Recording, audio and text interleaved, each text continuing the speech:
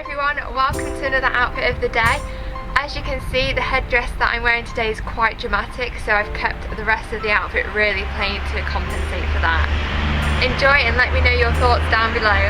Thank you.